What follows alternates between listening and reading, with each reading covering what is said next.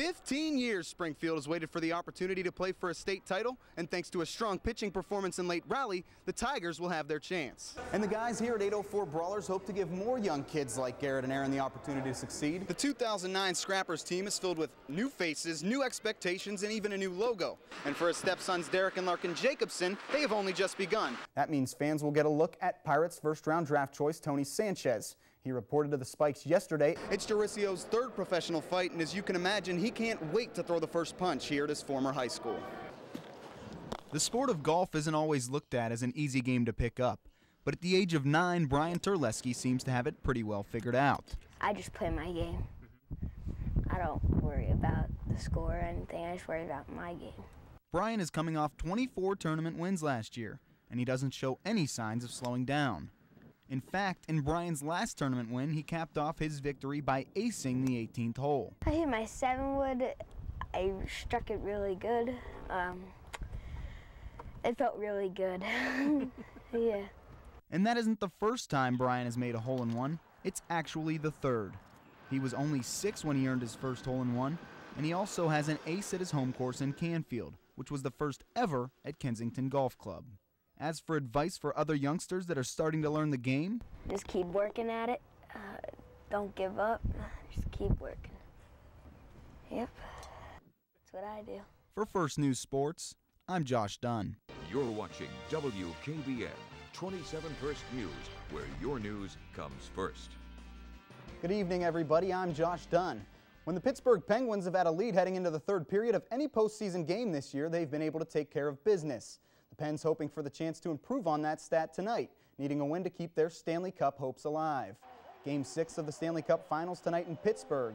We head to the second period, and Jordan Stahl able to poke home his own rebound to give Pittsburgh a 1-0 lead. And we jump ahead to the third period. Tyler Kennedy for the Gwins able to get a behind-the-net goal as he gives Pittsburgh a 2-0 lead. But the Red Wings would answer off the miss. It's Chris Draper who is able to score. We have a 2-1 game now as the Red Wings close the gap. Moving to the final minutes, the 5 final minutes in fact, Marc-Andre Fleury is able to come up huge. First he gets a kick save on the breakaway, then he and Rob Scuderi stop the puck in the pile-up in front. Penguins win this one 2-1, force Game 7 Friday night in Detroit. Now we head to Major League Baseball, the Pirates in Atlanta taking on the Braves. Braves manager Bobby Cox honored prior to the start of the game, and then we head to the top of the fourth. Robinson Diaz with a 2-run double to the gap in right center field. 2 runs will score, and Pittsburgh takes a 3-1 lead. Now to the bottom of the 7th, the Buck goes up only 1 when Yunel Escobar changes that with a 2-run single. Braves go up 4-3 and are able to hang on for the victory.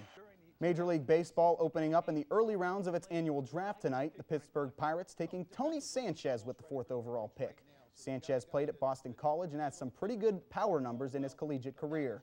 He was widely regarded as the top amateur catcher available. Indians in action tonight hosting the Royals. Cliff Lee will be on the hill for the Tribe. In the top of the 6th, the Royals up 3-0. Miguel Olivo trying to steal third, and Kelly Shopik airmails this one to left field. Olivo scores, and 4-0 Kansas City. But at the Indians chipping away, eventually they tie it in the bottom of the 6th on a Johnny Peralta fielder's choice. Mark DeRosa scores, all tied up at 4 apiece. Bottom of the 7th now with the bases loaded. Mark DeRosa drives one the other way. This one gone, a grand slam home run. The Indians rally to win in this one, 8-4. Cleveland taking an arm with their first-round pick, the 15th overall pick in tonight's draft. Alex White, a 6'3", 200-pound right-handed pitcher from North Carolina. The last Indians pitcher taken in the first round was left-hander Jeremy Sowers. And another great night for Mercer County native Nolan Reimold. He blasted another home run as the Baltimore Orioles defeat the Seattle Mariners. Reimold also had an RBI single. He now has 7 home runs in his rookie season. That's your look at sports. I'm Josh Dunn. 804 Brawlers Gym hasn't been open for long, but there's no denying the impact it's making for the young wrestlers who train there. Tuesday, Thursday, Friday, and Sunday, we have a group of at least 15 to 20 guys coming in just having a good time. A lot of guys just getting some hard wrestling in and learning a little bit of technique. Your coaches are telling you stuff, what to do. You're wrestling around with some new kids from other schools, and it's just really fun. We practice all really hard. Just making us better and everything. And 2 of those wrestlers, Aaron Mills and Garrett Miller, have taken full advantage of the opportunity, and they will compete in nationals this weekend in Fargo, North Dakota. Each state will send a number of representatives, and from PA, they will be part of the Pennsylvania team. They're two of the guys that I've coached for about 3 or 4 years now. They've both done an excellent job. They come in here and work their tails off day in and day out. And the guys here at 804 Brawlers hope to give more young kids like Garrett and Aaron the opportunity to succeed, both on and off the mat. Everything that we learn on this mat is not just to be used in the mat or in the ring or in the cage. We're teaching life lessons, something as simple as discipline and dedication. This used to be a bar that was a nuisance, and now we've turned it into something completely different, and we got kids coming in here doing something positive. For First News Sports, I'm Josh Dunn.